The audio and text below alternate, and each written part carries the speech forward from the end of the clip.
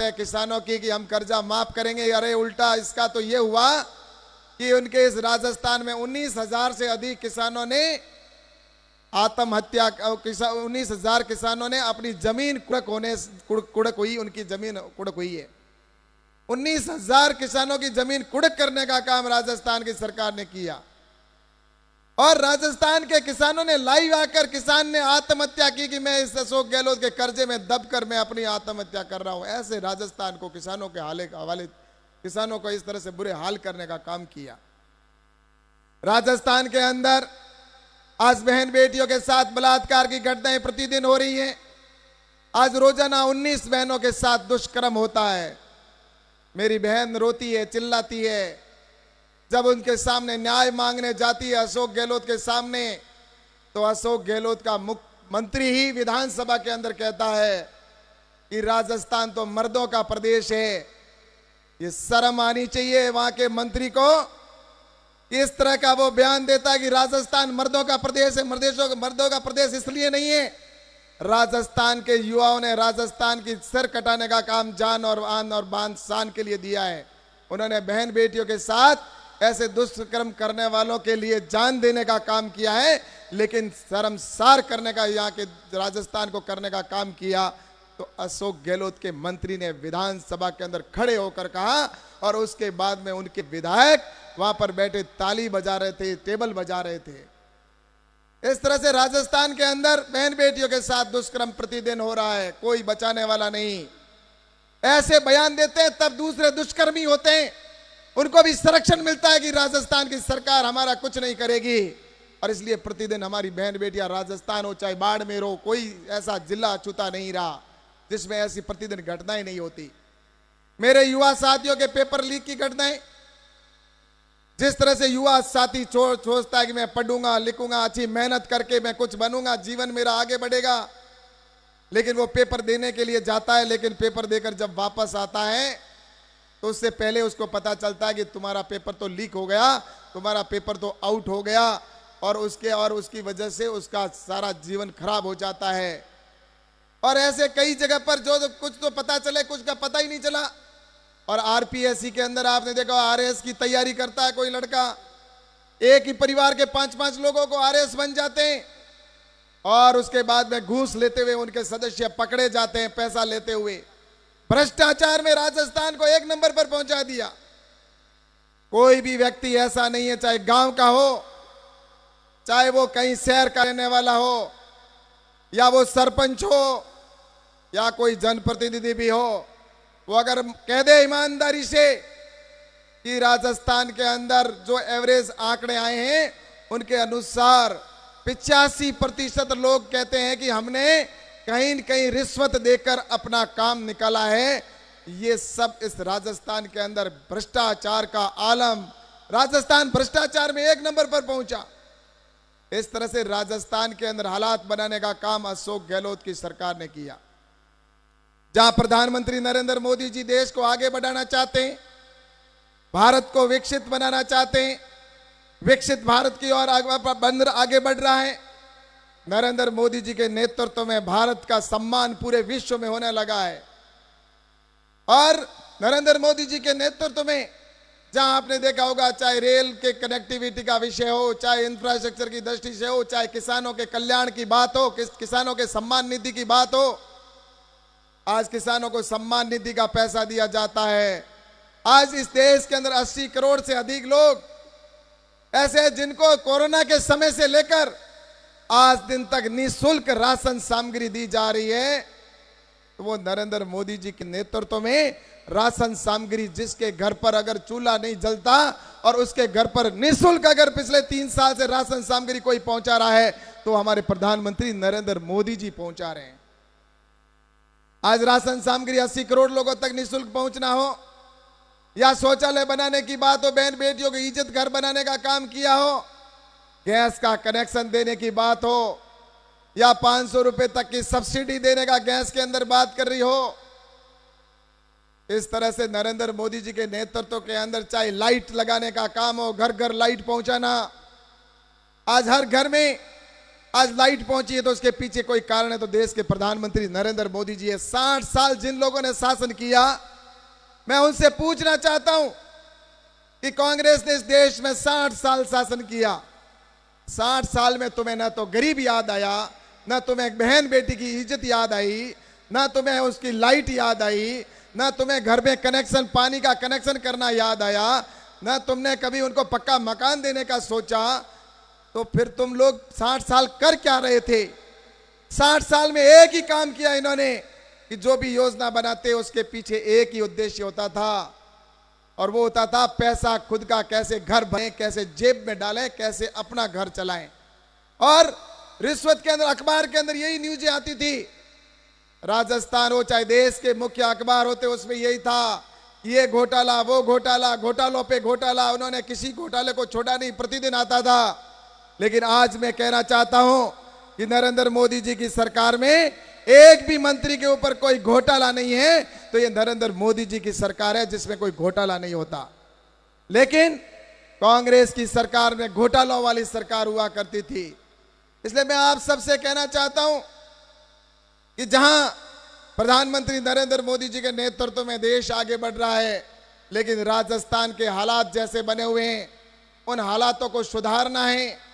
तो मैं आप सबसे एक बात जरूर कहना चाहता हूं कि आज आने वाले समय के अंदर हम सब इस बात के लिए मंथन करें, ये सोचें कि हमें भविष्य में किस तरह से ये चुनाव के अंदर हमें जाना है। ये चुनाव कोई आम चुनाव या साधारण से चुनाव नहीं है। ये 5 साल के लिए नहीं, आने वाले 25-50 साल के लिए चुनाव तय करने वाले, समय का तय करने वाले हैं।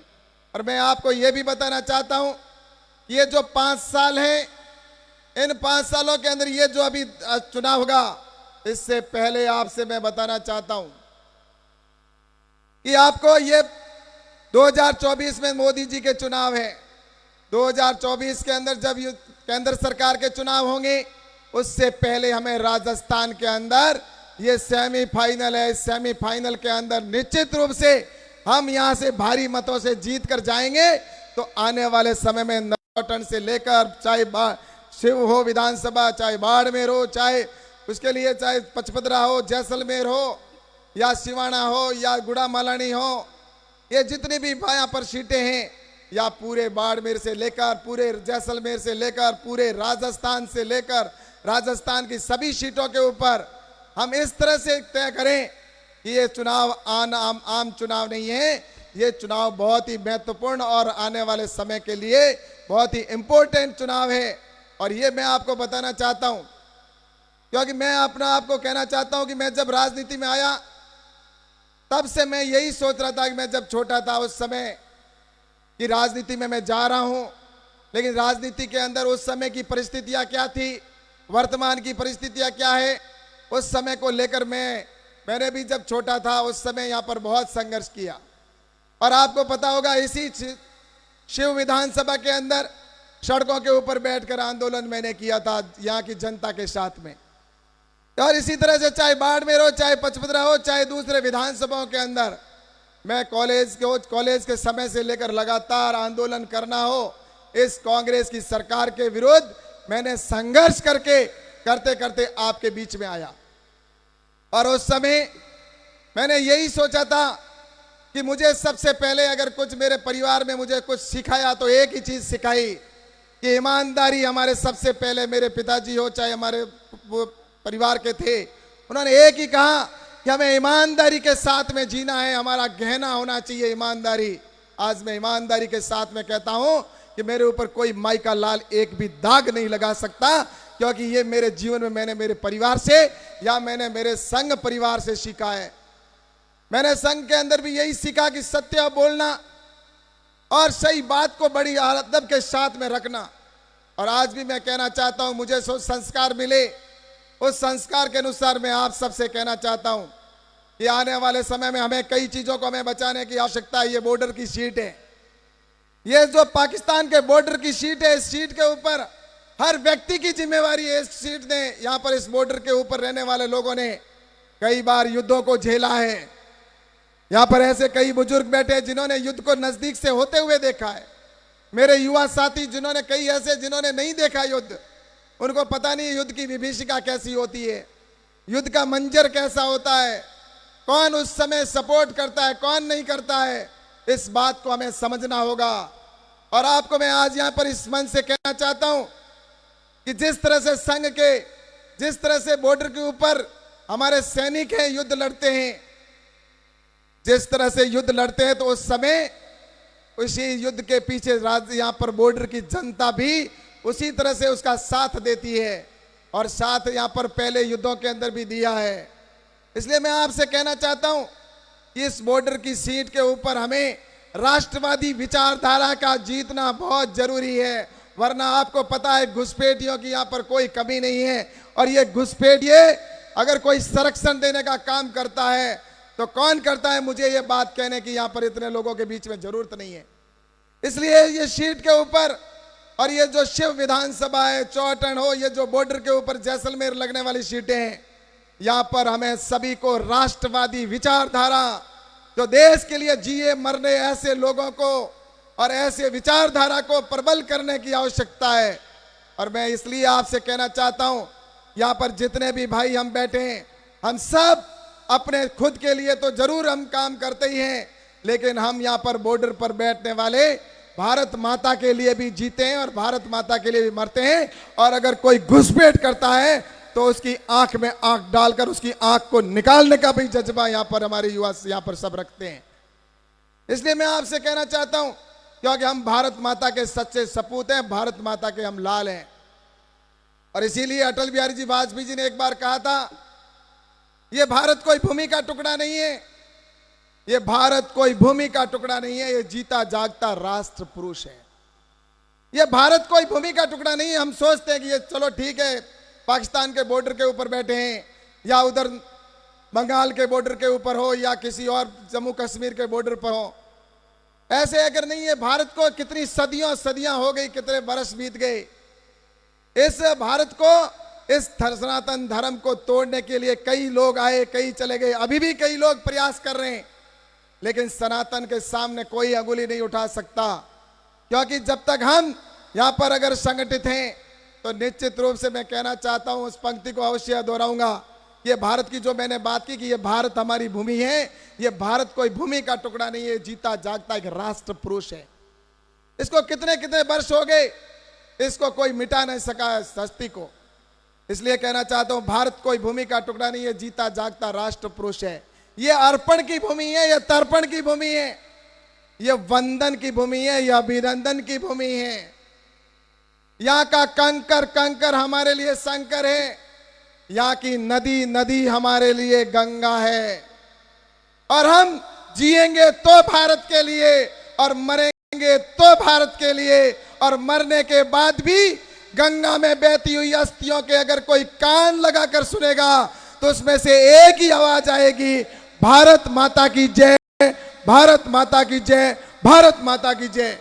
इसलिए मेरे भाइयों, मैं कहना चाहता हूं, हमें भारत माता की जय के लिए और भारत को और ताकतवर बनाने के लिए, विश्व का सबसे शक्तिशाली राष्ट्र बनाने के लिए हमें आने वाले समय के अंदर नरेंद्र मोदी जी को प्रधानमंत्री बनाना है। तो इसके लिए इसकी राह अब इस विधानसभा